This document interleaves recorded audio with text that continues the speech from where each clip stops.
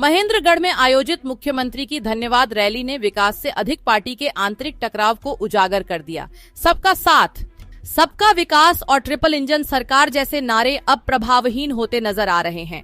Rally में नगर पालिका chairman Ramesh Saini की गैर मौजूदगी ने राजनीतिक हलकों में नई चर्चाओं को जन्म दे दिया है। बता दें कि 22 जून 2022 को नगर पालिका चुनाव में रमेश सैनी बीजेपी के सिंबल पर जीत दर्ज कर चेयरमैन बने थे। इससे पहले पूर्व मंत्री और तत्कालीन चेयरमैन के बीच टकराव की खबरें लगातार सामने आती रहीं।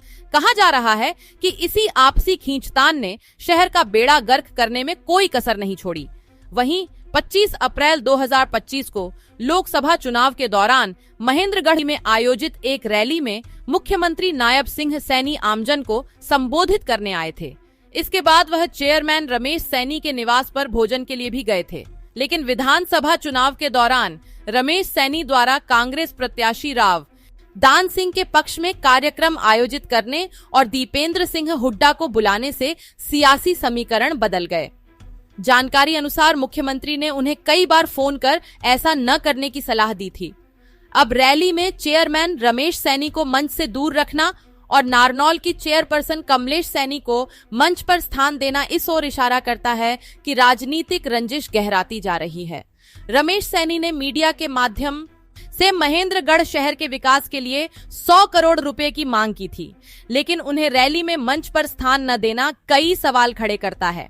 स्थानीय नागरिकों और राजनीतिक विश्लेषकों का कहना है कि पहले भी महेंद्रगढ़ नगर पालिका विकास में पिछड़ती रही है और यदि यह राजनीतिक खींचतान यूं ही जारी रही तो शहर की जनता एक बार फिर नुकसान उठाएगी। अब देखना यह होगा कि बीजेपी नेतृत्व इस विवाद को कैसे संभालता है और क्या वास्तव में सबका साथ, सबका विकास की परिभाषा जमीनी स्तर पर लागू हो पाएगी या फिर आपसी टकराव महेंद्रगढ़ को एक बार फिर विकास की राह से भटका देगा। धन्यवाद रैली थी, लेकिन उस रैली के अंदर आप कहीं नजर नहीं आए, क्या कारण थे उसके पीछे?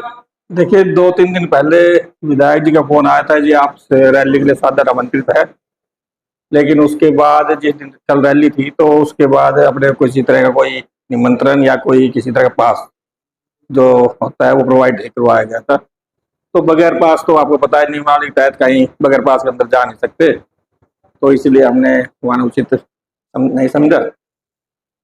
तो आप भाजपा के ही शायद सिंबल के ऊपर चुनाव लड़ा था आपने? जी जी, आपने भारतीय जनता पार्टी के सिंबल पे चुनाव लड़ा था? जी बिल्कुल। तो कल जो घटनाक्रम किस प्रकार से देखते हैं आप? देखिए, मैं तो यही कहना चाहूंगा कि अगर नगर के चेयरमैन होने के नाते इस तरह का ये उचित नहीं है। कोई स्टेज पे बैठना मेरा कोई उद्देश्य नहीं है, या कोई मुख्यमंत्री से भाई हाथ मिलाना या बुक्का देना मेरा कोई पर्सन कोई उससे कोई मेरे कोई मान सम्मान बढ़ जाएगा, ऐसा कुछ नहीं है। लेकिन थोड़ा सा ये होता है कि पिछले काफी सालों से, जैसे पिछले चेयरमैन और हमारे जो पीछे आदरणीय रामविलास शर्मा उनके बीच मतभेद है, जिसके कारण शहर के विकास कार्य काफी प्रभावित हुए। और मैं नहीं चाहता कि उस तरह की दिक्कतें दोबारा से इस तरह की पैदा हो, इसीलिए हमने आदरणीय विधायक जी को अपना पूरा समर्थन, पूरे हाउस का समर्थन, जब भी उन्होंने बुलाया, कहीं भी बुलाया, कुछ भी किया, हमने उनका पूरा समर्थन किया, पूरा सहयोग इसके लिए। जो शहर के जो भी कार्य होते जहां भी उनको मीटिंग बुलाई हम वहां गए। लेकिन कल की रैली को लेकर तो ये अगर ये शायद अब विधायक जी इस विषय में ज्यादा बता सकते हैं, उन्होंने क्यों नहीं बुलाया, उसका क्या रीजन रहा है, और तो ये आप उनसे सवाल जरूर करें। तो कहीं ना भाजपा एकजुट और ट्रिपल इंजन का दावा करती थी, वो फैल नजर आ रहा है महेंद्रगढ़ के अंदर। जी, अगर महेंद्रगढ़ की बात करें तो अगर उन्होंने नहीं बुलाया, उन्होंने ट्रिपल इंजन की सरकार, उसकी शहरी सरकार होती है तीसरा इंजन, अगर उसका नहीं बुलाया तो फिर तीसरा इंजन की सरकार कहाँ हुई? मेरे विचार तो पार्षदों को भी निमंत्रण था कुछ ऐसे? कोई पार्षदों को 3 से 4 पार्षदों को निमंत्रण दिया गया था, बाकी पार्षदों को नहीं, शायद नहीं दिया गया, मेरी जो जानकारी में है। कमलेश सैनी जी मौजूद थे लेकिन नारनौल नगर परिषद से, लेकिन महेंद्रगढ़ को नजरअंदाज किया गया।